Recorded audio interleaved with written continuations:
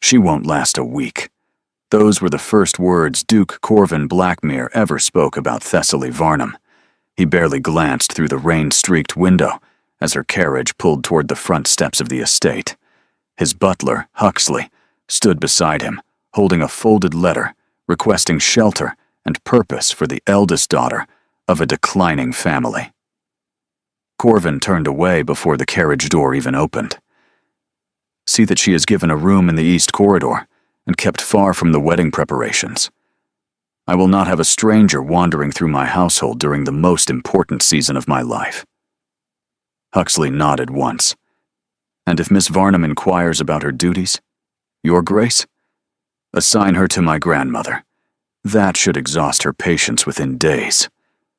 Those words were spoken on a cold February morning beneath gray skies that pressed low against the Blackmere estate like a ceiling of iron. Several months later, Thessaly Varnum still had not left, and by then, everything inside the estate had changed. The night before the wedding, 140 guests filled the Blackmere ballroom for the rehearsal dinner. Crystal chandeliers illuminated tables overflowing with poached lobster tails, herb-crusted rack of lamb, roasted root vegetables glazed in brown butter, and an enormous tiered cake decorated with spun sugar flowers and edible gold leaf. Wine from 4 different countries filled crystal glasses that caught the candlelight like liquid amber. Delphinia Sable, the future duchess, presided over the head table beside Corvin, radiant in pale silver silk, embroidered with tiny crystals, her auburn curls arranged beneath diamond pins. She held the room effortlessly, laughing with practiced elegance, while titled guests leaned toward her, captivated. Halfway through supper, Delphinia rose to deliver a toast. "Tomorrow begins the life I have waited for," she announced beautifully. "I promise to honor every part of the Blackmere legacy." Applause filled the hall. Glasses rose across the room. Then Huxley appeared at Corvin's shoulder and whispered something that drained the color from the Duke's face. He stood so abruptly that his chair scraped against the marble floor. Guests turned in alarm. "Is something wrong, darling?" Delphinia's smile held perfectly. "My grandmother is unwell." Delphinia's expression tightened. "Corvin, we have 140 guests. Surely the servants can manage until after dessert." Corvin stopped walking. He turned slowly and looked at Delphinia with an expression that the nearest guests would describe to friends and neighbors for months afterward. Then he walked out of his own rehearsal dinner without another word. And what happened in the hours that followed destroyed everything Delphinia Sable had spent months building. But before we continue, if you enjoy powerful stories of betrayal, heartbreak, and unexpected vindication, make sure to like this video and subscribe to the channel. And if you truly want to support us, you can use super thanks below. Your support helps us bring these unforgettable stories to you every single day. Now, let us return to the beginning. Thessaly Varnum had spent 29 years learning how to become invisible inside her own home. The Varnum estate in Willowmere had once been considered among the finest properties in the southern counties. Tall limestone walls surrounded manicured gardens where peacocks wandered freely between sculpted hedgerows and marble fountains. Inside, mahogany staircases curved beneath ceilings, painted with pastoral scenes of shepherds and golden meadows. Porcelain vases from Florence lined every corridor, and the library held nearly 4,000 leather-bound volumes collected across 3 generations. But wealth had been draining from the Varnum family for years, the way water leaves a cracked basin, slowly enough that nobody notices until the basin stands empty. Lord Fenwick Varnum continued hosting elaborate dinners as though nothing had changed. He ordered new curtains for rooms nobody entered. He purchased horses he could not afford to stable. And he maintained appearances with the desperate energy of a man who believed reputation alone could hold reality together. Lady Margot supported every decision without question, because questioning Lord Fenwick publicly meant admitting the decline was real. Together, They performed prosperity so convincingly that most of Willowmere society never suspected the truth. Their younger daughters helped sustain the illusion effortlessly. Ondine, the middle daughter, possessed a sharp beauty that drew attention the moment she entered any room. She dressed expensively, spoke with careful wit, and attracted suitors with the precision of someone who understood exactly what her appearance was worth. Lucette, the youngest, compensated for what she lacked in Ondine's striking looks with relentless charm and social ambition. She memorized guest lists before parties, studied which families held rising influence, and positioned herself beside the right people, with instincts that impressed even Lady Margot. Between them, the two younger Varnum daughters consumed nearly every resource the family had left: gown fittings, imported perfumes, jewelry cleaned and reset for each season, carriage rentals for London events. Lady Margot justified every expense as investment toward future marriages that would restore the family permanently. Thessaly received none of it. As the eldest daughter, she had once been the family's greatest hope. At 20, she played the fortepiano beautifully during evening gatherings, discussed literature with visiting scholars, and carried a quiet warmth that guests remembered long after leaving the estate. Gentlemen had asked Lord Fenwick for introductions on several occasions during those early years.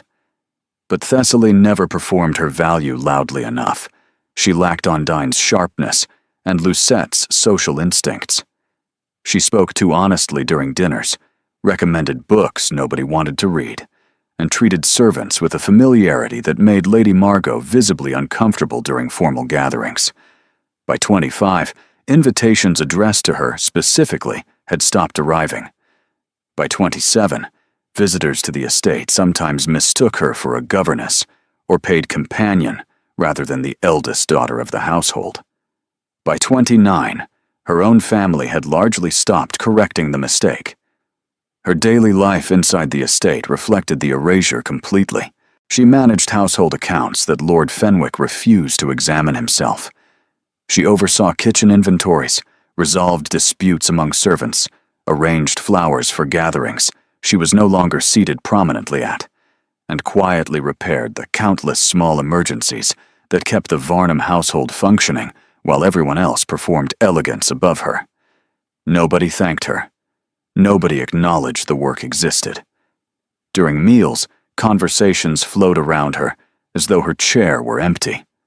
Ondine discussed opera performances in London, while Lucette recounted compliments received at recent gatherings. Lady Margot listened attentively to both, offering advice and encouragement with visible pride. When Thessaly occasionally mentioned something, a passage from a book she had been reading, a problem among the tenants, silence briefly replaced conversation before someone changed the subject. One afternoon, while arranging fresh lavender bundles inside the linen closets, Thessaly overheard Lady Margot speaking with a visiting cousin in the drawing room below. The younger girls remain our priority. Ondine's prospects are excellent this season, and Lucette improves her position constantly. A brief pause followed. Thessaly is useful here, of course. Someone must manage things. But it would be unrealistic to expect anything further from her situation. The cousin murmured something sympathetic that Thessaly could not hear clearly. Lady Margot continued calmly. At her age, without connections or beauty worth mentioning, hope becomes an unkindness. It is better for everyone if expectations remain practical. Thessaly stood motionless in the corridor above, holding lavender stems so tightly that the stalks bent and snapped between her fingers. Then she continued working as though she had heard nothing at all, because that was what she had learned to do inside the Varnum household. She continued. She endured, and she disappeared further into the fabric of a home that had forgotten she was anything more than the woman who kept it running.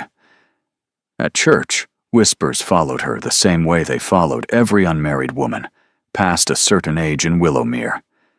Pity from the older women, nervous fascination from the younger ones, studying her as though studying a cautionary tale they were determined never to repeat. Thessaly sat beside her family each Sunday, dressed modestly while her sisters glittered, and kept her expression steady enough that nobody could see what the whispers cost her. The arrangement with the Blackmere estate arrived unexpectedly through a letter carried by a private courier on a Tuesday morning in late January. The Dowager Duchess, Isabeau Blackmere, grandmother of Duke Corvin Blackmere, required a companion following the recent departure of her previous attendant. Lady Margot had distant family connections to the Blackmere household through a marriage 2 generations removed, and the Dowager Duchess had apparently remembered Thessaly from a brief meeting years earlier. Lord Fenwick read the letter twice before setting it beside his breakfast plate. This removes an embarrassment and creates an obligation from one of the wealthiest families in England. She leaves within the fortnight. Thessaly was not consulted. She was informed. On the morning of her departure, rain fell steadily across the Varnum estate, while servants loaded a single trunk into the waiting carriage. Neither Ondine nor Lucette came downstairs to say goodbye. Lady Margot offered a brief embrace near the front door and whispered something about representing the family with dignity. Lord Fenwick nodded once from behind his study window without opening it. As the carriage pulled away through the iron gates, Thessaly watched the estate grow smaller through the rain-blurred glass until the limestone walls disappeared entirely behind the gray hills of Willowmere. She carried no expectations with her, only the quiet, practiced ability to endure whatever came next. And what came next was the Blackmere estate, where she was expected to fail. The Blackmere servants tested Thessaly carefully during her first days inside the estate, as household staff always test newcomers whose authority remains unclear. They responded slowly to her requests. They delivered meals to her room later than necessary. They answered questions about the Dowager Duchess with deliberate vagueness designed to make her feel unwelcome without providing anything specific enough to complain about. Thessaly noticed every gesture and responded to none of them with frustration. Instead, on her second morning, she rose before dawn and found the kitchen herself. The head cook, a broad-shouldered woman named Britta, who had managed the Blackmere kitchens for over 20 years, discovered Thessaly carefully preparing a tray of warm broth, buttered toast, thinly sliced pear, and chamomile tea, arranged precisely the way the Dowager Duchess preferred, based on notes Thessaly had discreetly gathered from a retired maid in the village the previous evening. Britta watched from the doorway without speaking for several moments. "You went to the village to ask how she takes her breakfast." Thessaly looked up briefly. "She has particular preferences. I thought it better to learn them correctly rather than guess." Something shifted in Britta's expression. Not warmth yet, but the beginning of respect. She stepped forward and adjusted the position of the teacup on the tray. The chamomile goes on her left side. Her right hand trembles in the mornings, and she does not like reaching across. "Thank you." The exchange lasted fewer than 30 seconds, but by the following day, Thessaly's meals arrived on time. Her duties with the Dowager Duchess Isabeau filled most daylight hours. The elderly woman was fierce, particular, and deeply lonely behind the sharp intelligence that still burned inside her, despite the body slowly failing around it. Previous companions had lasted between 2 weeks and 3 months before requesting reassignment or simply departing without explanation. Isabeau frightened people. She spoke bluntly about death, asked intrusive personal questions within minutes of meeting someone, and refused to tolerate conversation she considered foolish, which included most conversation offered to elderly women by people who assumed age had softened their minds. Thessaly handled her differently than anyone expected.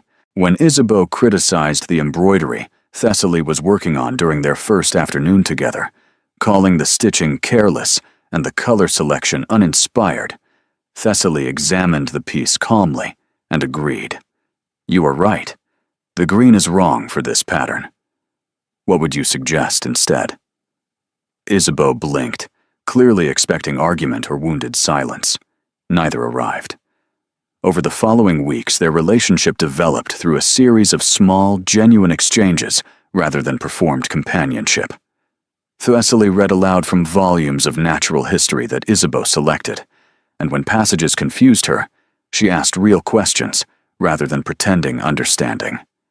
She learned that the Dowager Duchess despised roses but loved wildflowers, preferred savory biscuits over sweet ones, and became irritable not from cruelty, but from pain in her joints that she refused to acknowledge openly.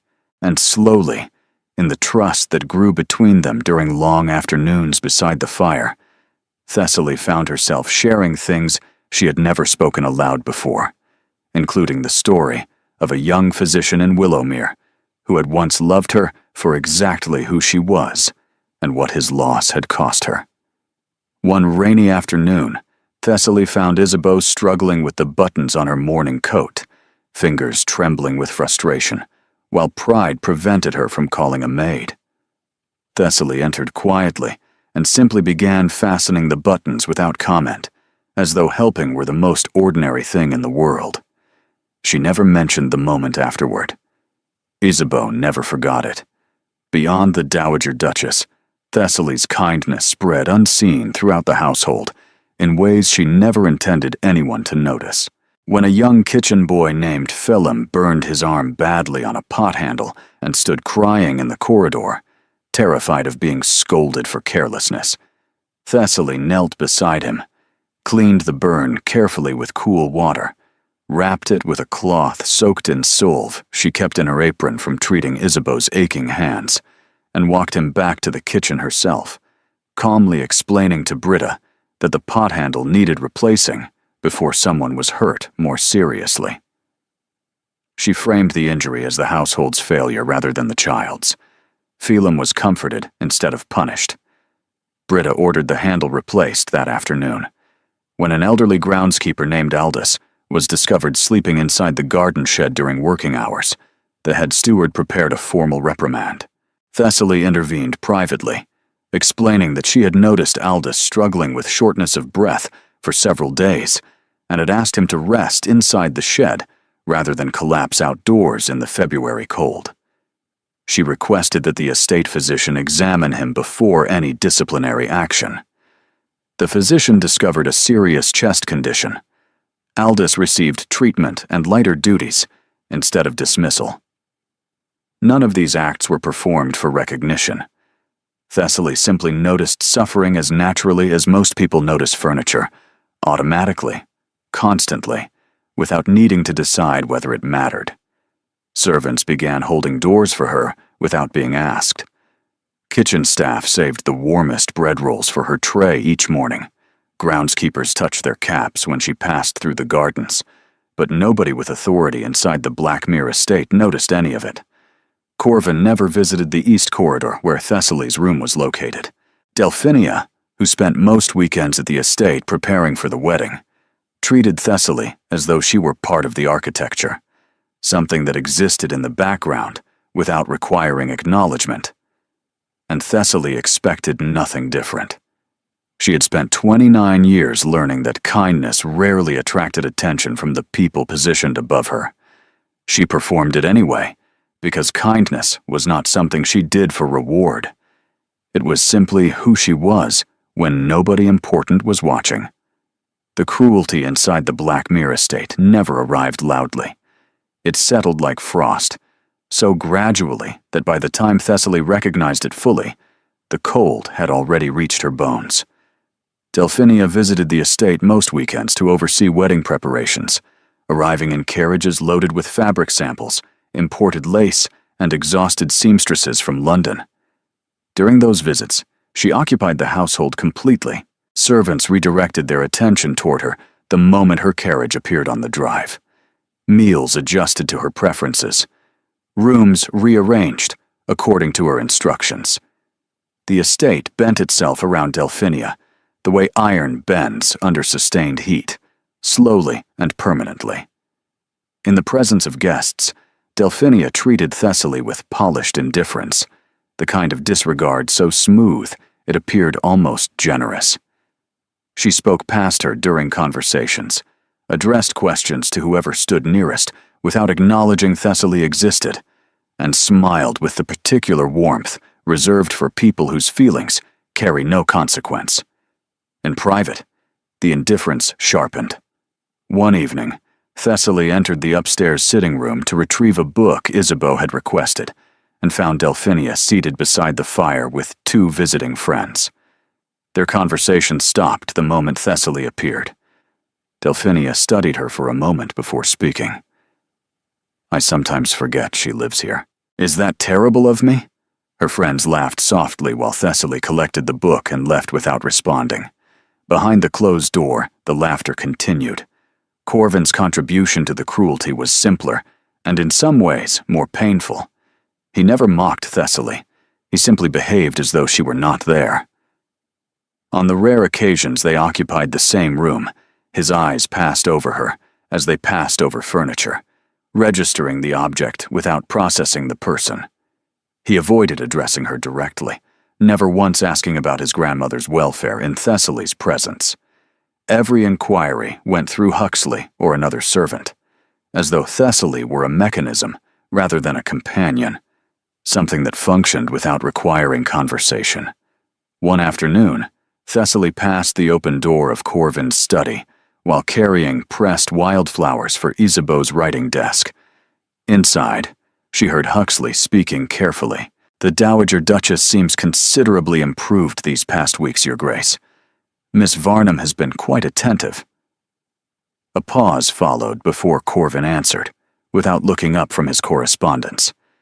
"Then the arrangement serves its purpose. 5 words. That was all Thessaly's presence inside his household amounted to in Corvin's estimation. A functioning arrangement." She continued walking before the silence betrayed her standing there. Later that same week, a letter arrived from Willowmere. Lady Margot wrote infrequently, and always briefly. This letter contained 3 short paragraphs. The first described Ondine's growing courtship with a baronet's son. The second mentioned Lucette's successful appearance at a London gathering hosted by a countess. The third consisted of a single sentence. "We trust you are conducting yourself appropriately and causing no difficulties for the Blackmere household. No question about her health. No mention of missing her. No warmth folded between the words. Only the ongoing instruction that had followed Thessaly her entire life. Be useful. Be invisible. Cause no trouble." She folded the letter carefully, placed it inside her writing desk, and returned to preparing Isabeau's evening tea as though nothing had changed. Because inside the Blackmere estate, nothing had. Thessaly remained exactly what everyone expected her to be: present, functional, and entirely forgettable. Except to the people no one considered important enough to ask. The wedding preparations transformed the Blackmere estate over the following weeks into something Thessaly barely recognized. An army of decorators descended upon the property, carrying enormous rolls of ivory damask, crates of crystal glassware etched with the Blackmere crest, and hundreds of white candles packed carefully in straw-lined boxes. Florists arrived daily from 3 different counties, unloading cartloads of pale peonies, winter jasmine, and forced lilac branches that filled the corridors with sweetness, so dense it became almost suffocating. The ballroom ceiling received new gilding. The grand staircase was wrapped in garlands of silk ribbon and dried orange blossoms. Even the gravel on the front drive was raked fresh each morning in anticipation of the growing number of visitors arriving to witness the preparations. Delphinia oversaw everything with the authority of someone who already considered herself Duchess. She approved menus, rejected tablecloth patterns, criticized flower arrangements, and sent seamstresses back to London twice after declaring their lacework insufficiently fine. Her confidence filled every room she entered. Servants obeyed her instructions before she finished speaking them. Behind every polished surface and perfectly arranged detail, Thessaly worked. She managed the logistics that Delphinia considered beneath her attention. Guest room linens inspected and replaced where necessary. Kitchen inventories counted and recounted to ensure provisions would survive 3 days of continuous entertaining. Servants' schedules reorganized to prevent exhaustion before the main celebration even began. Disputes between decorators and household staff settled without fuss before they became disruptions. Damaged glassware replaced from storage before anyone noticed the shortage. Thessaly handled every invisible emergency with the same steady competence she had carried her entire life. And once again, not a single person with authority thanked her for any of it. The pre-wedding banquet arrived on a cold Saturday evening in late April. Nearly 100 guests filled the Black Mere ballroom, their jewelry catching candlelight like scattered constellations beneath the gilded ceiling.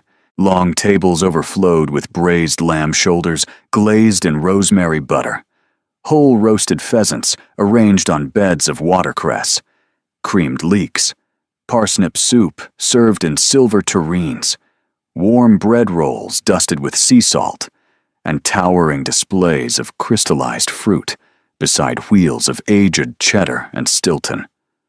Wine flowed constantly from decanters that servants refilled before they ever reached empty. Delphinia stood at the center of the head table beside Corvin, magnificent in pale gold satin with pearls threaded through her auburn hair. She raised her glass gracefully. To the future Duchess of Blackmere, someone called from across the room. To the most beautiful bride England has seen in a generation, another added immediately. Applause rippled warmly through the ballroom. Delphinia accepted the praise with a smile so perfectly balanced between modesty and satisfaction that it seemed rehearsed, because it almost certainly was. Thessaly sat at the far end of the table beside Isabeau, wearing a simple gray dress she had owned for 3 years. She ate without speaking, while celebration surrounded her, like weather she was not permitted to participate in. Then, Delphinia's voice carried across the table during a lull between toasts. "Isabeau, you really must tell me where you found your companion. She has been so wonderfully useful these past weeks. I could almost mistake her for senior staff." The compliment was engineered precisely. It praised Thessaly's usefulness, while confirming her status as something less than a guest, less than family, less than anyone who belonged at the table she was seated at. Several guests smiled politely. A few glanced toward Thessaly with the awkward sympathy people reserve for public discomfort they have no intention of interrupting. Corvin said nothing. Ondine would have fired something sharp in return. Lucette would have smiled through it and calculated revenge later. Thessaly simply lowered her eyes toward her plate and continued eating as though the words had passed through her without landing. But they had landed. Every syllable. After supper, dancing began beneath the chandeliers, while musicians played waltzes imported from Vienna. Thessaly excused herself from the ballroom and walked quickly through the service corridor toward the garden door at the rear of the estate. Cold night air struck her face the moment she stepped outside, and she pressed both hands flat against the stone wall, breathing unevenly, while the distant sound of music and laughter drifted through the windows above her. She refused to cry.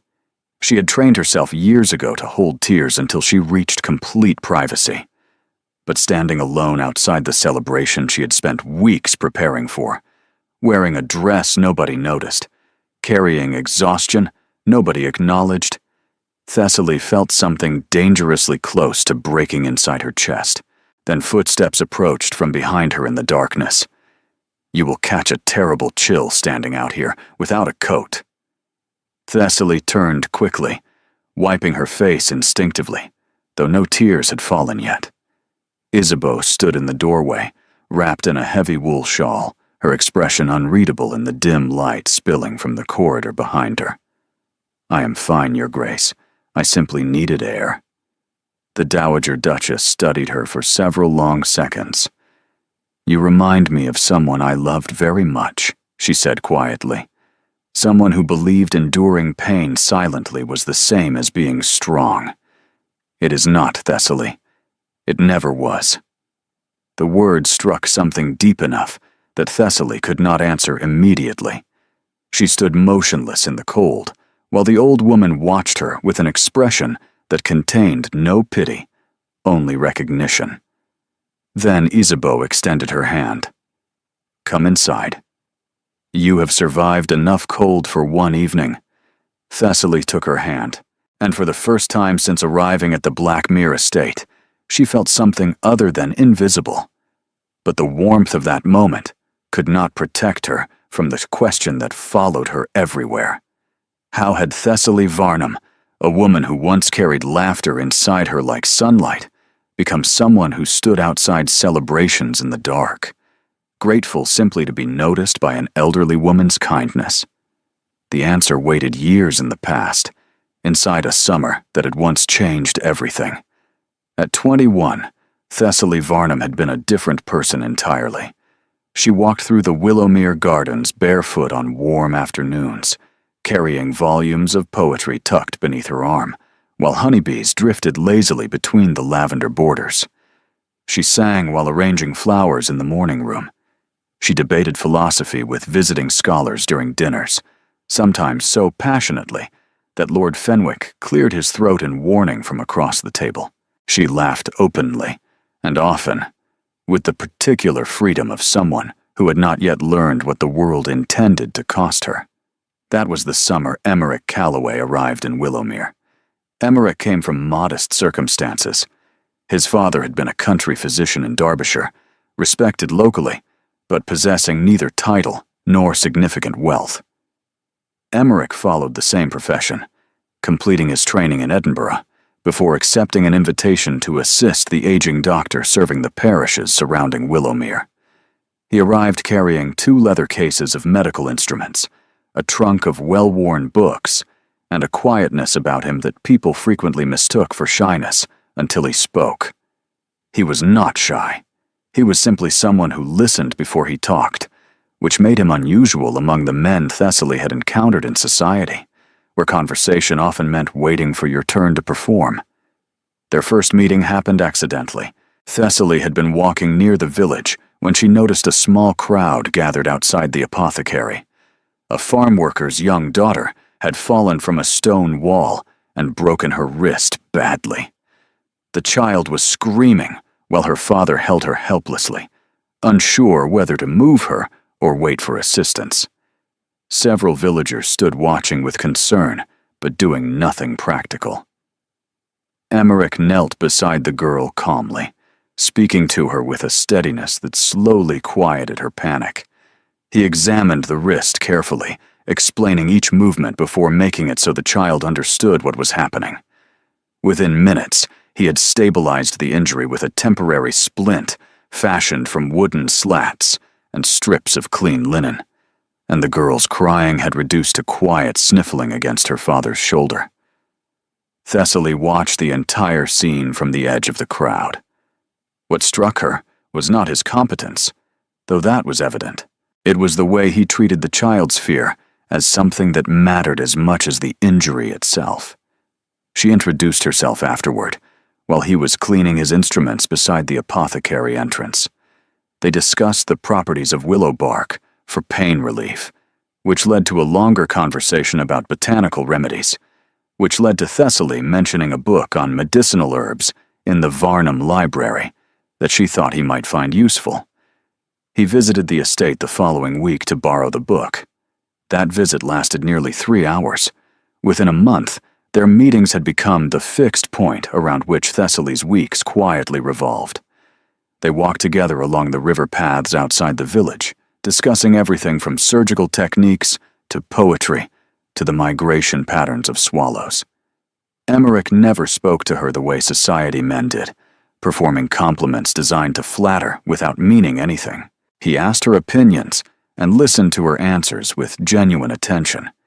He challenged ideas she expressed and accepted correction when she proved him wrong, without embarrassment or defensiveness.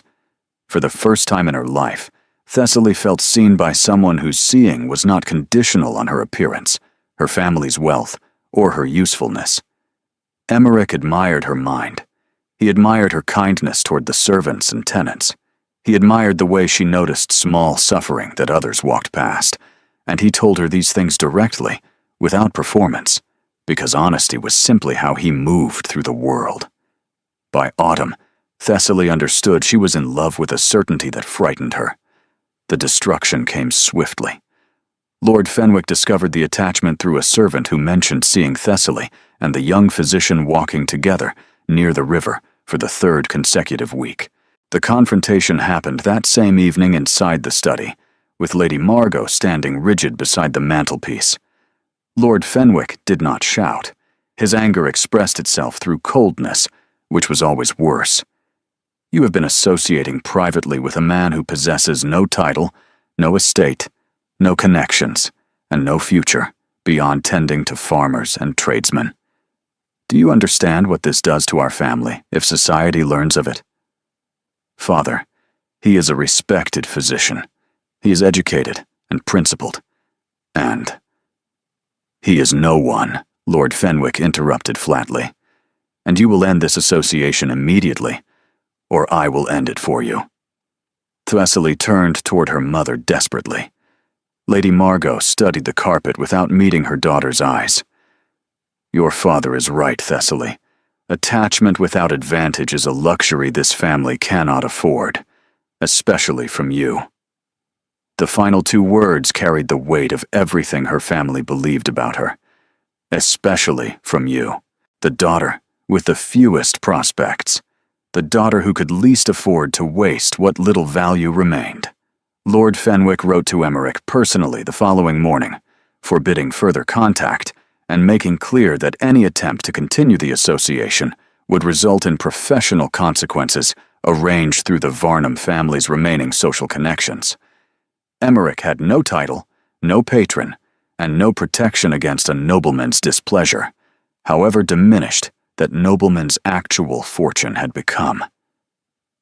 Thessaly begged for the chance to say goodbye. Lord Fenwick refused. She learned through a village servant 3 weeks later that Emmerich had accepted a position with a charitable medical mission operating in the industrial cities of the north. He had left Willowmere without sending word, though whether by choice or because Lord Fenwick had intercepted correspondence, Thessaly never discovered. 7 months later, a brief notice appeared in a medical journal that arrived at the Willowmere Library. Dr. Emmerich Calloway had died of typhus contracted while treating patients in a factory district outside Manchester. He was 26 years old. Thessaly read the notice twice, standing motionless between the library shelves, while winter light fell gray and thin through the window beside her. Then she closed the journal carefully, returned it to its place on the shelf, and walked upstairs to her room, where she sat at the edge of her bed without moving for the remainder of the afternoon. She never screamed or collapsed or refused food for days, the way grief is sometimes described in novels. Her mourning was quieter than that, and far more permanent. Something essential simply departed from inside her, like color draining from fabric left too long in sunlight. The laughter stopped. The singing stopped. The barefoot walks through the garden stopped. The passionate dinner conversation stopped. What remained was competence, endurance, and a gentleness toward suffering that only deepened because she now understood exactly how much suffering could cost. Her family noticed the change without understanding it or caring to investigate. Lady Margot observed that Thessaly had become more manageable. Lord Fenwick approved of the increased quietness. Neither connected it to the young physician they had driven away. Neither asked. And Thessaly carried that silence forward through the years, like a stone sewn into the lining of her coat, invisible to everyone, felt constantly by her alone. The weeks following the pre-wedding banquet brought a new kind of cruelty that Thessaly had not anticipated. Delphinia had noticed something that disturbed her, not because she feared Thessaly as a rival, but because she feared anything inside the household that did not orbit entirely around herself. It began with small corrections. Miss Varnum, I prefer the flowers arranged symmetrically in the east drawing room. You placed them off-center yesterday. Please correct that before our guests arrive." The flowers had been arranged according to Isabeau's preference, which Thessaly had honored for weeks. But challenging Delphinia openly was impossible, so Thessaly rearranged them each morning without a word and replaced them without comment each evening after Delphinia retired. Then the corrections escalated into instructions designed to humiliate. During a luncheon attended by several of Delphinia's closest friends, she addressed Thessaly directly across the table with a smile wrapped around something sharp. "Miss Varnum, would you mind terribly checking with the kitchen whether the second course has been delayed? You know the household rhythms so much better than I do. You practically live among the staff." The women beside Delphinia exchanged amused glances.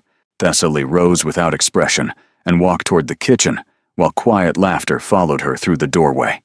That same week, a letter arrived from Willowmere. Ondine was formally engaged to Sir Aldrin Pembroke, a baronet's son with a profitable estate in Hampshire. Lady Margot's letter described the match with undisguised triumph. "Your sister has secured exactly the future we always hoped for this family. The wedding will take place in August. Your father is immensely proud. We trust your position at Blackmere remains stable, and that you continue giving satisfaction." Giving satisfaction. The phrase reduced Thessaly's entire existence to the language of a servant's employment reference. She set the letter beside the previous one inside her writing desk without responding.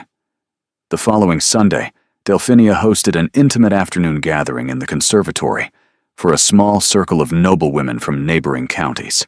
Thessaly was not invited, but was asked to ensure the tea service ran smoothly, which meant she spent the afternoon carrying trays, refilling teapots, and replacing pastry plates, while the women discussed the upcoming wedding in voices deliberately loud enough for her to hear. "I must say, Delphinia, you have managed this household transformation beautifully," one woman observed. "Even the charity cases seem well managed." Laughter followed. Thessaly set down a fresh plate of lemon cakes and turned toward the door. Delphinia spoke behind her.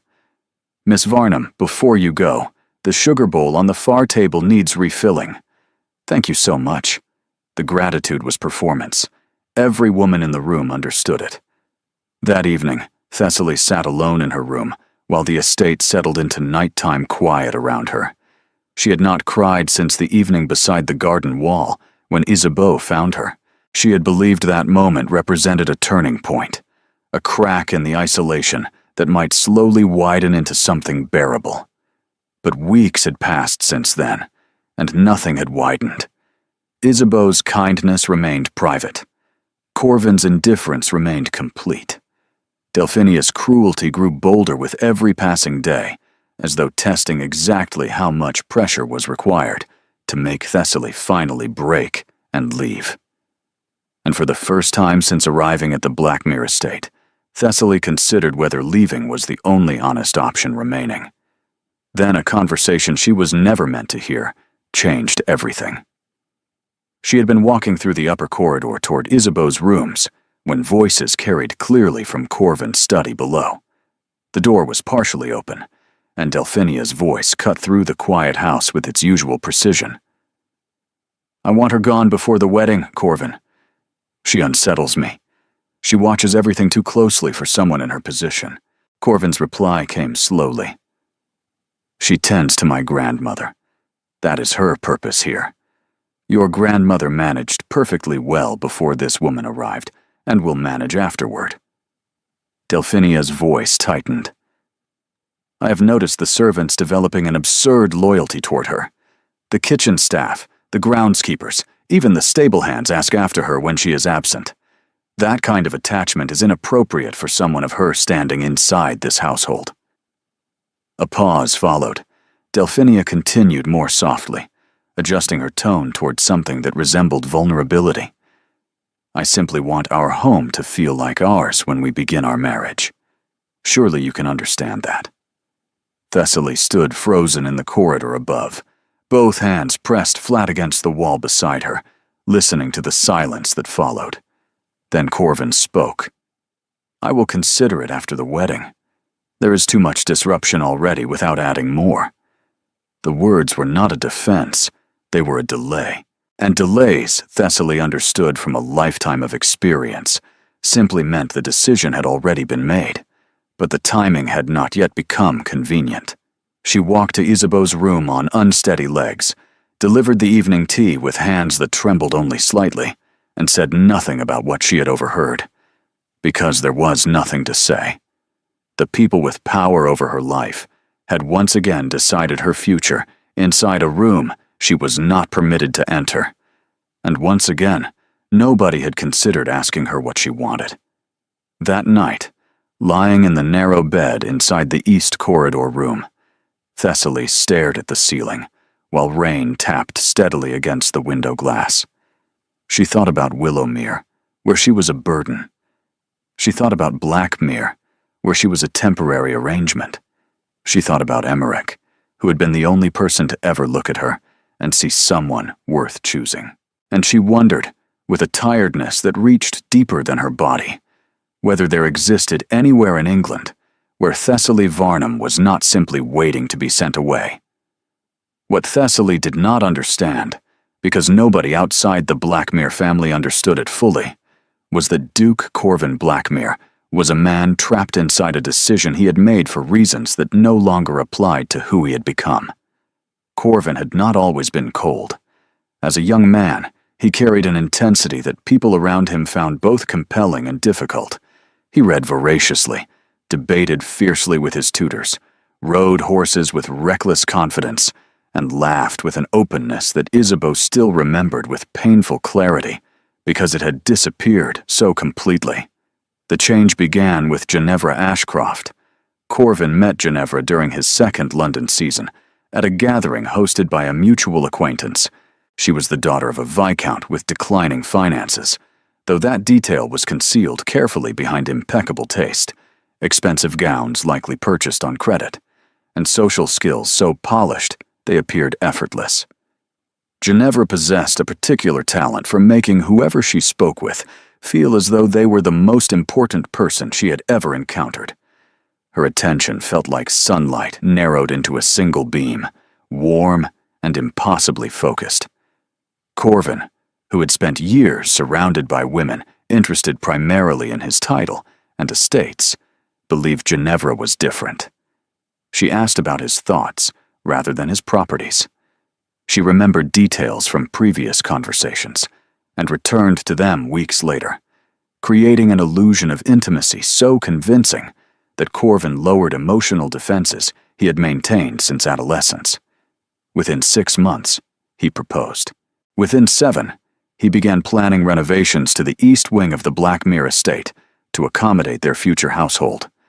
Within 8, he discovered through an intercepted letter that Ginevra had been conducting a parallel courtship with Lord Ashworth Pennington throughout their entire relationship, comparing offers and calculating which marriage provided greater financial recovery for her family. The letter itself contained a passage that embedded itself permanently inside Corvin's memory. She had written to a confidant describing Corvin as wonderfully earnest, which makes management simple. He believes sincerity because he possesses it himself. That is always the easiest kind of man to direct. Corvin ended the engagement privately, without public confrontation, because pride demanded the humiliation remain contained. Society interpreted the broken engagement as mutual. Ginevra married Lord Pennington 4 months later and was reportedly content with the arrangement, but the damage inside Corvin operated on a different timeline than the social recovery. He never stopped trusting women specifically. What he stopped trusting was the feeling of being understood. Warmth became suspicious. Genuine attention became a possible strategy. Kindness became something to examine for the mechanism hidden behind it. Isabeau watched the transformation with growing alarm. "You are building walls where doors should remain open," she told him one evening beside the library fire, months after Ginevra's departure. "Walls serve a practical function," he replied, without looking up from his book. "So do prisons." He offered no reply. When Delphinia Sable entered his life 2 years later, Corvin understood exactly what she was and chose her precisely because of it. Delphinia was beautiful, socially brilliant, and entirely transactional. She wanted the Blackmere title, the estates, and the status attached to becoming a duchess. She did not pretend otherwise, at least not to Corvin privately. Their arrangement was legible. The terms were clear.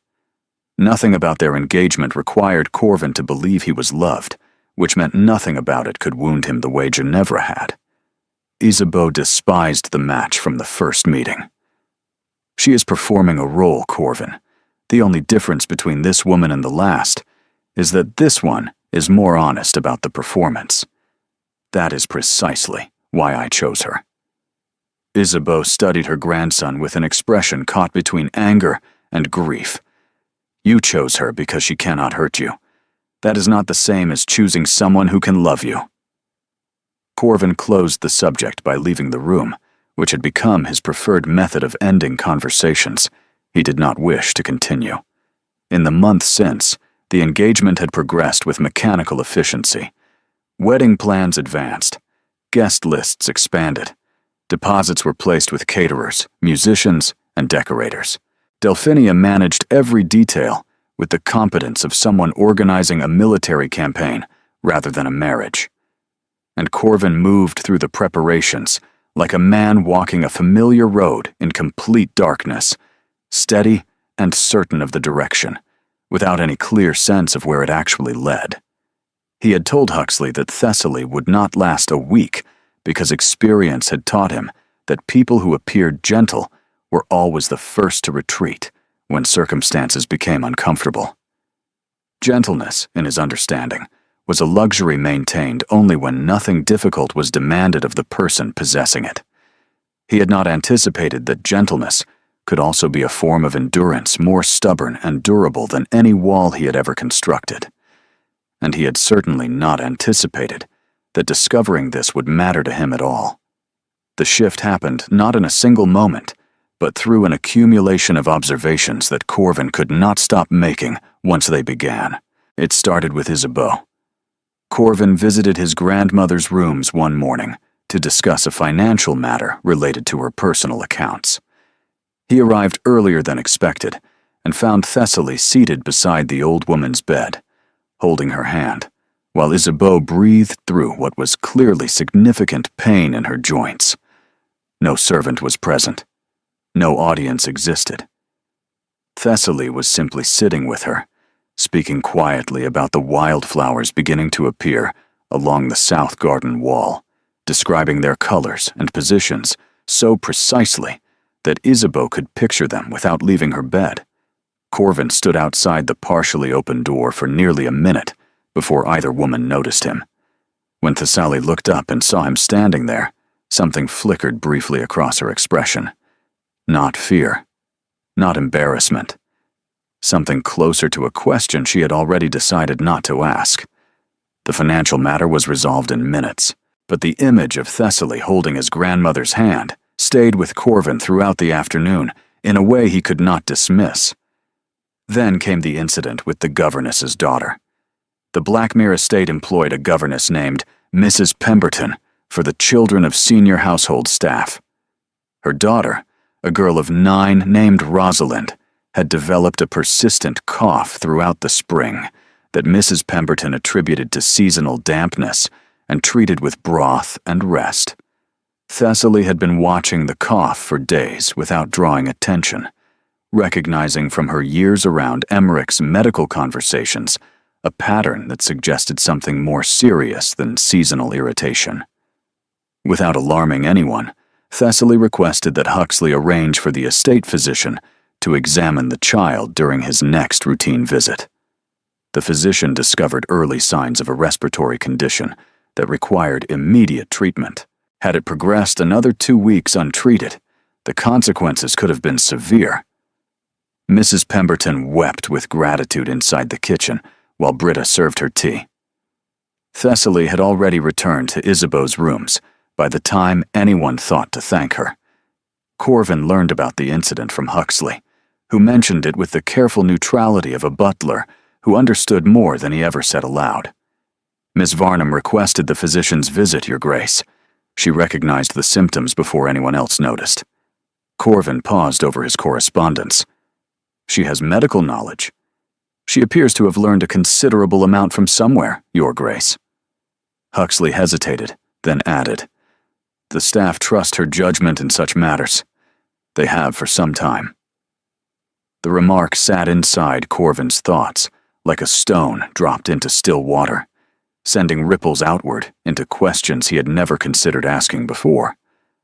How long had Thessaly been quietly managing crises inside his household? How many problems had she solved that he had never learned about because they had been resolved before they reached his attention? How many people inside his own estate knew her better than he did? The answer, he slowly realized, was nearly everyone. The moment that broke everything open arrived during a formal dinner 3 weeks before the wedding. 30 guests filled the dining hall for what Delphinia described as the final celebration before the ceremony itself.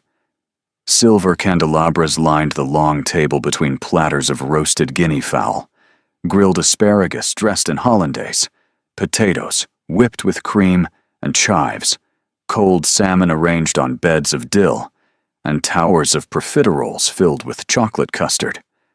The room hummed with conversation and wine-fueled warmth, while musicians played softly from the gallery above. Midway through the second course, Isabeau began coughing. The cough persisted longer than it should have, drawing concerned glances from nearby guests. The Dowager Duchess gripped her napkin tightly, her face paling as the episode refused to pass. Several guests turned in alarm. Conversation stopped in waves across the table.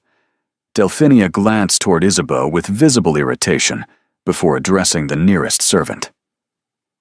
"Please assist the Dowager Duchess to her rooms. She clearly needs rest."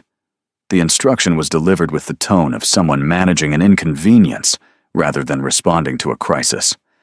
She turned back to her guests immediately. "I do apologize. Shall we continue?"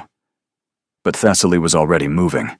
She reached Isabeau's side within seconds, one hand supporting the old woman's back, while the other loosened the high collar pressing against her throat. She spoke calmly and directly into Isabeau's ear, while the rest of the table watched in frozen uncertainty. "Lean forward slightly. Breathe through your nose.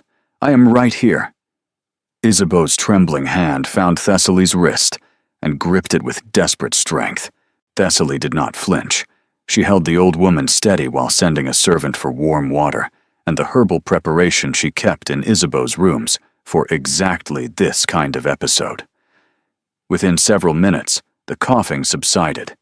Color slowly returned to Isabeau's face. Thessaly remained beside her, one arm around her shoulders, speaking softly until the Dowager Duchess nodded to indicate she could breathe normally again. The dining hall had gone completely silent. Corvin stared at Thessaly from across the table. He had watched Delphinia dismiss his grandmother like an inconvenient piece of furniture. And he had watched a woman his household had treated as barely more than a servant, save her with the kind of competence and tenderness that could not be performed, because performance required awareness of an audience. And Thessaly had clearly forgotten that anyone else in the room existed the moment Isabeau stopped breathing properly. Something fractured inside Corvin's chest, not loudly, not dramatically, but permanently.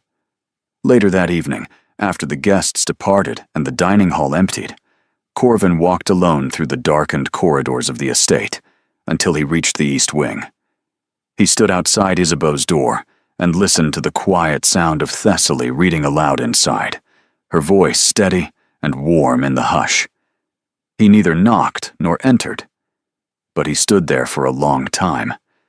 The following morning, Huxley noticed something he had never seen before. Duke Corvin Blackmere asked where Miss Varnum was before asking about anything else. The change inside the Blackmere estate happened so gradually that most people failed to recognize it until the consequences became impossible to ignore. It began with questions. Corvin started inquiring about his grandmother, through Thessaly directly, rather than through Huxley. The conversations were brief at first, formal and carefully contained, as though testing whether a door long kept locked might still open. How is she today? Improved. She slept better last night after I adjusted the pillow arrangement. The pain is worse when her neck remains at certain angles. You learned that from observation? I learned that from asking her. She knows her body better than anyone. She simply needs someone willing to listen. Corvin studied Thessaly during that exchange, like a man reading a sentence in a language he was only beginning to understand. Then he nodded and walked away without further comment. But he returned the following morning with the same question. And the morning after that. Within 2 weeks, the questions had expanded beyond Isabeau's health. Corvin asked about the servants' welfare. He asked about kitchen supply shortages Thessaly had been handling without acknowledgement for months. He asked whether the estate physician was visiting frequently enough. He asked questions that revealed, with increasing discomfort, how much of his own household had been functioning under Thessaly's invisible management without his knowledge or gratitude. Delphinia noticed immediately. She tracked Corvin's movements through the estate with the attentiveness of someone who had built her entire future upon a single investment and now sensed fluctuation in its value. She observed the conversations with Thessaly growing longer. She observed Corvin arriving at meals later because he had visited Isabeau's rooms first. She observed the servants' posture changing subtly whenever Thessaly passed, a warmth and attentiveness that they had never extended toward Delphinia despite months of effort and command. The jealousy that grew inside Delphinia was not romantic. She did not love Corvin, and never had. What she feared losing was control over a household she had spent months reshaping in her own image, and the title that accompanied it. Thessaly represented a disruption to the architecture of Delphinia's future, and Delphinia responded the way she always responded to threats. She attacked. The first strike came through social maneuvering. During an afternoon visit from Lady Hargrove, one of the most influential gossips in the county, Delphinia mentioned casually that the Varnum family's finances had deteriorated so significantly that their eldest daughter had been placed essentially as a domestic dependent inside the Blackmere household. One does feel sympathy, Delphinia murmured while pouring tea. But charity must have limits, particularly when it creates confusion about a person's actual position within the household. Lady Hargrove carried the information home like a trophy. Within days, whispers circulated through neighboring estates about the Varnum girl living above her station at Blackmere under the pretense of companionship. The second strike was more direct. Delphinia requested that Thessaly be removed from the guest list for the wedding ceremony itself, arguing that her presence among titled guests would create awkwardness given her ambiguous social standing. She brought the request to Corvin in his study, confident of agreement. It is simply a matter of appropriateness, darling. I am certain she would be more comfortable observing from a separate area. Corvin looked up from his desk with an expression Delphinia had not seen before. Something had changed behind his eyes, though she could not yet identify precisely what. Miss Varnum will be seated with the household. She is not a servant. The refusal was quiet. It was also the first time Corvin had denied Delphinia anything directly since their engagement began. Delphinia smiled and changed the subject. But behind that smile, something tightened. Meanwhile, the cracks inside Delphinia's own character widened under pressure. Servants reported her shouting at kitchen staff when dishes arrived imperfectly presented. She dismissed a young maid for folding napkins incorrectly during a luncheon, an offense so minor that Huxley quietly rehired the girl the following morning. She complained to visitors about the estate's furnishings with a familiarity that implied ownership months before the wedding had granted it. Britta, who had tolerated Delphinia with professional restraint for months, finally spoke privately to Thessaly one evening while the kitchen emptied after supper. That woman will strip this household bare once she carries the title. Every person who works here knows it. You are the only reason half the staff have not already started looking for positions elsewhere."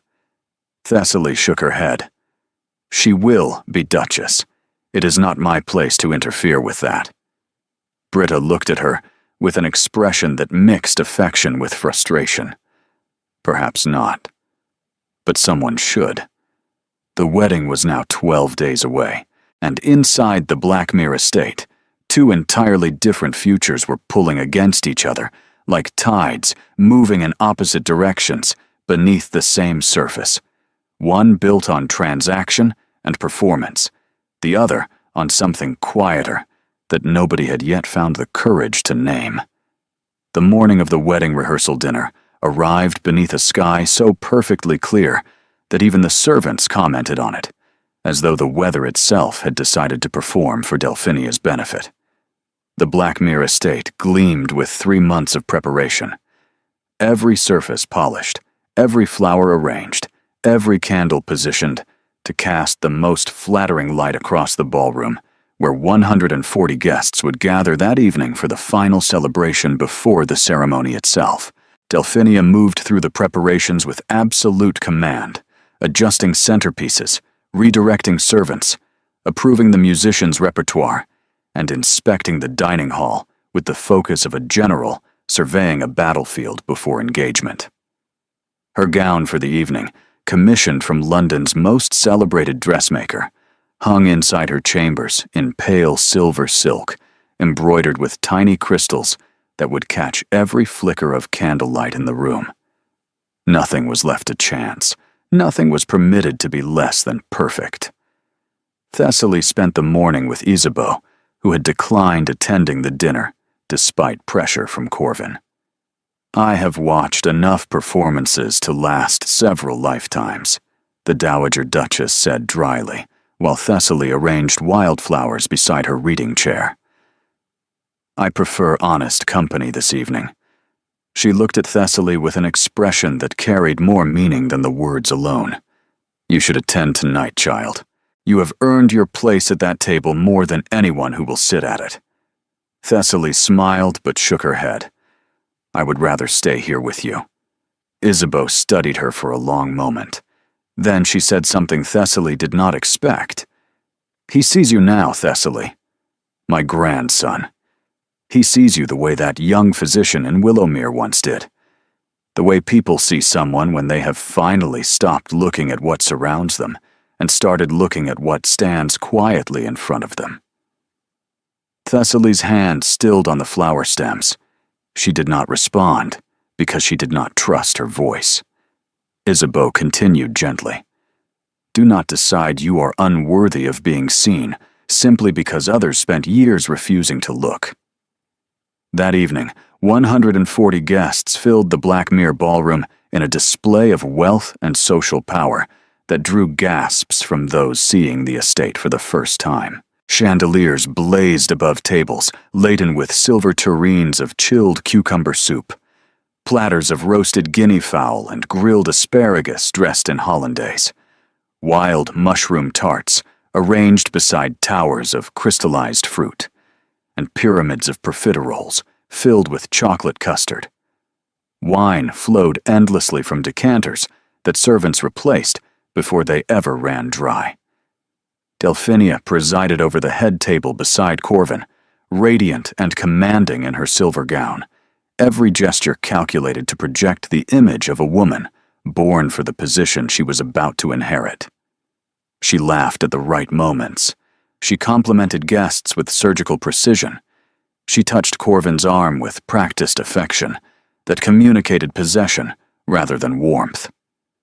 Corvin sat beside her without speaking for most of the evening, responding to conversation when addressed directly, but offering nothing voluntarily.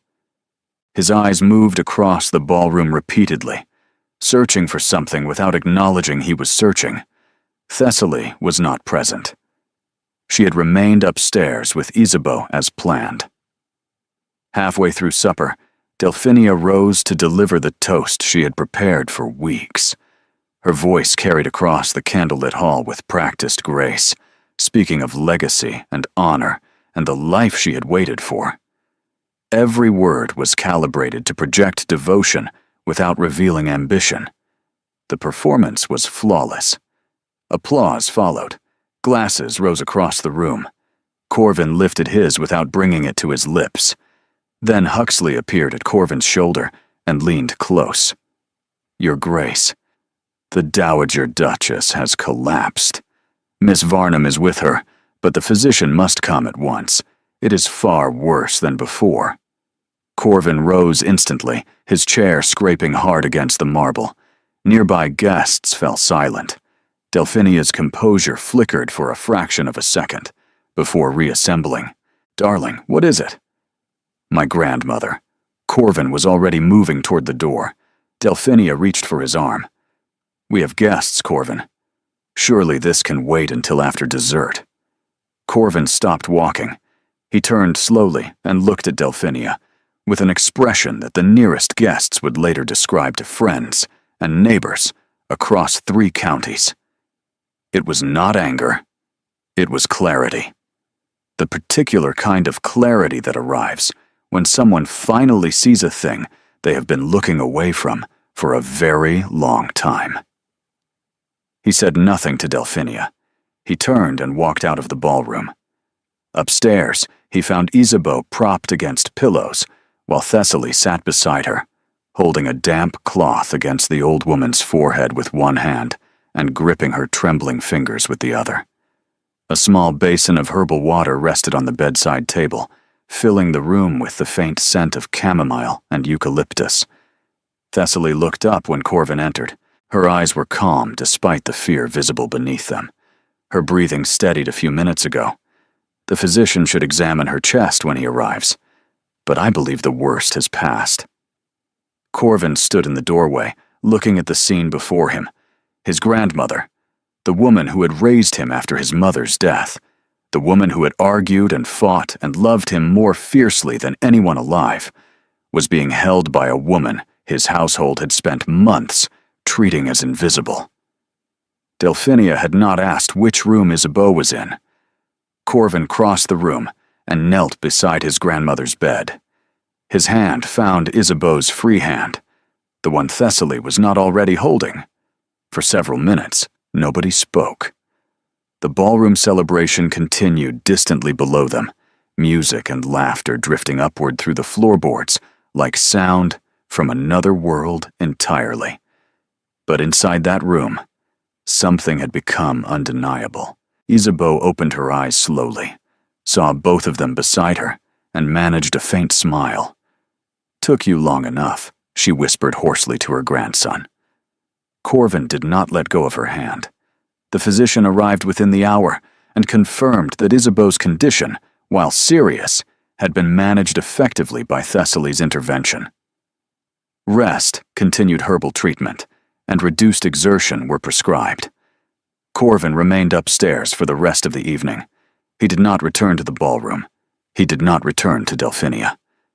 The following morning, 12 hours before his wedding was scheduled to begin, Duke Corvin Blackmere called Delphinia into his study and closed the door. The conversation lasted less than 20 minutes. Thessaly learned what happened the way servants learn most things inside great houses, through fragments overheard and assembled into a picture more complete than anyone with authority intended. Corvin had ended the engagement. The details that emerged afterward came in pieces. Huxley confirmed the basic facts with characteristic restraint. Britta supplied the household's reaction with considerably less restraint. A footman who had been stationed outside the study during the conversation reported that Delphinia's voice had risen sharply twice before falling into a silence more frightening than shouting. When Delphinia emerged from the study, her face carried the particular composure of someone whose fury has passed beyond expression into something colder and more permanent.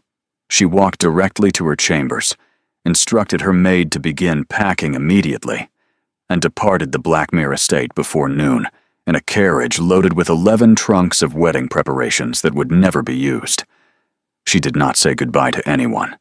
The cancellation of the wedding sent shockwaves through the county and beyond. 140 guests received handwritten notes of apology from Huxley. Caterers dismantled preparations that had taken weeks to assemble. Musicians who had traveled from London returned home unpaid, though Corvin later sent full compensation to every one of them. Florists collected thousands of flowers that would never decorate a ceremony. Society reacted with the mixture of horror and fascination that always accompanies the collapse of something everyone had publicly admired. Rumors multiplied faster than facts. Delphinia had been discovered in an affair. Corvin had gone mad. Financial disputes had destroyed the arrangement. The Dowager Duchess had poisoned the relationship deliberately. Nobody suspected the truth because the truth was too quiet to make compelling gossip. A man had simply opened his eyes inside his own household and realized that the life he had been constructing was built on the wrong foundation entirely. For 3 days after the cancellation, Thessaly continued her duties with Isabeau as though nothing had changed. She never sought out Corvin. She asked no questions about the broken engagement. She refused to allow herself to interpret what had happened as something connected to her own presence inside the household, because a lifetime of disappointment had taught her that hope was the most dangerous luxury a person in her position could afford. Isabeau watched her granddaughter's companion with knowing patience, but said nothing further. Some doors, the old woman understood, needed to be opened by the person standing on the other side. On the 4th evening, Corvin found Thessaly in the garden. She was cutting lavender stems for Isabeau's room, kneeling in the soft earth beside the south wall, while the last light of the day stretched long golden shadows across the grass. She did not hear him approach until his shadow fell across the flowers in front of her. She looked up and saw him standing there with an expression she had never seen on his face before. The coldness was gone. The distance was gone. What remained was something unfinished and uncertain, like a sentence someone has been composing for weeks without finding the right words to complete it. "I owe you an apology," he said. Thessaly stood slowly, brushing soil from her hands. "For what, Your Grace?" "For the first words I ever spoke about you."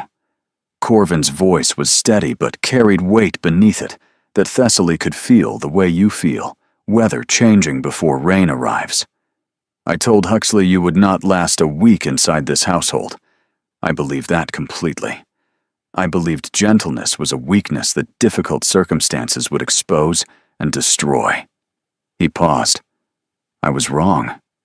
About gentleness. And about you." Thessaly held the lavender stems against her chest without speaking. Corvin took a single step closer.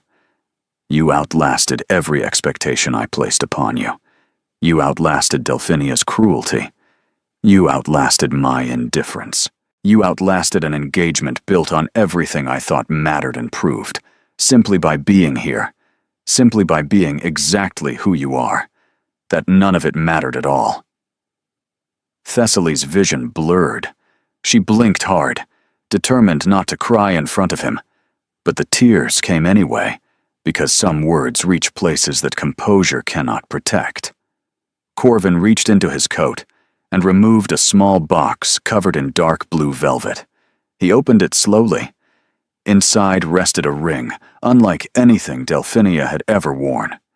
No enormous diamond designed to impress a ballroom. Instead, a single pale sapphire surrounded by tiny seed pearls, set in gold so delicately worked it resembled the stem of a wildflower. It had been Isabeau's, the ring Corvin's grandfather had given the Dowager Duchess 62 years earlier. The ring Isabeau had placed in Corvin's hand 3 days ago, with 6 words that contained everything. "She is the one, Corvin." Thessaly stared at the ring while tears ran openly down her face. "I do not deserve this," she whispered. Corvin shook his head. "You deserve someone who saw you from the beginning. I cannot give you that. But I can promise you that I see you now, completely, and I will never look away again." The garden was silent except for birdsong and the distant sound of the household moving through its evening routines beyond the walls. No ballroom full of witnesses, no chandelier-lit spectacle, no audience of rivals and critics assembled to observe the moment. Just two people standing in a garden at the end of a long day, one of them holding wildflowers and the other holding a ring, and the quiet, enormous truth settling between them that the most powerful thing in the world is not wealth or status or beauty, but being truly known by someone who chose to stay. Thessaly nodded. Yes. The word left her mouth barely louder than breathing, but Corvin heard it clearly enough. He placed the ring on her finger in the fading golden light, while lavender stems scattered softly across the garden path between them. 2 years passed. Thessaly became Duchess of Blackmere, not with the commanding entrance Delphinia had always envisioned, but with the same quiet steadiness she had carried into the household as a companion nobody expected to remember. She did not redecorate the estate dramatically or host grand events designed to announce her new status. Instead, she continued doing what she had always done, only now with the authority to do it openly. She expanded the estate physician's visits to include all tenant families without charge. She established a small school for servants' children inside the renovated East Wing. She learned every groundskeeper, stable hand, and kitchen worker by name, and continued treating them with the same respect she had shown when she held no title at all. Britta remained head cook and became one of her closest confidants. Phelim, the kitchen boy she had once bandaged, grew into a capable young apprentice who credited Miss Thessaly, as he still called her, despite correction, with saving his position years earlier. Isabeau lived to see her grandson married and spent her remaining seasons beside the garden wall she loved, surrounded by the wildflowers Thessaly maintained personally in every season. When the Dowager Duchess passed peacefully on a warm September afternoon, Thessaly was holding her hand exactly the way she had held it on that first, frightening evening, when breathing became difficult.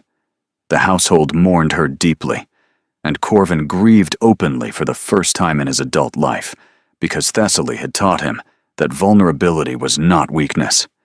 It was trust. Delphinia Sable married a viscount the following year, in a ceremony reported extensively by London society papers. The marriage dissolved within 18 months, amid rumors of financial disputes and mutual resentment. She never returned to the county where the Blackmere estate stood. The Varnum family received news of Thessaly's marriage with reactions that revealed more about themselves than about her. Lord Fenwick immediately attempted to re-establish contact, writing letters filled with sudden warmth and paternal pride that read as though he had simply misplaced his eldest daughter temporarily, rather than spent decades ignoring her. Lady Margot visited Blackmere once, 6 months after the wedding, and spent the entire afternoon studying the estate, with an expression caught between amazement and regret. She never apologized directly, but she held Thessaly's hand for a long time before departing, and the grip said things her words could not manage.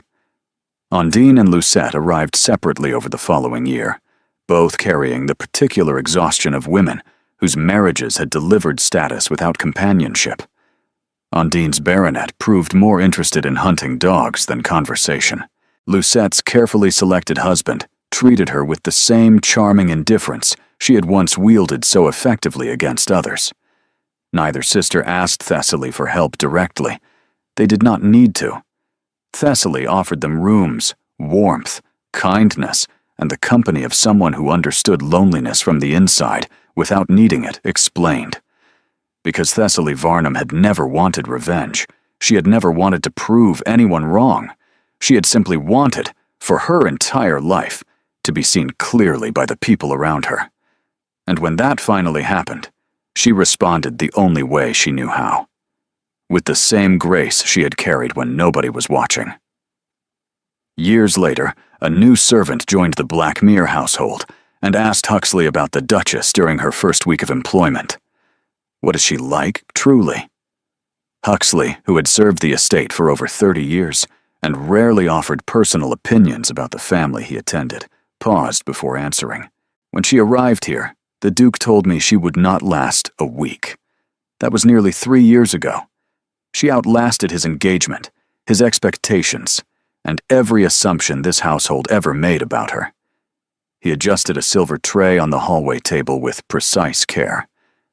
She is the strongest person I have ever known, and I do not believe she has any idea that she is.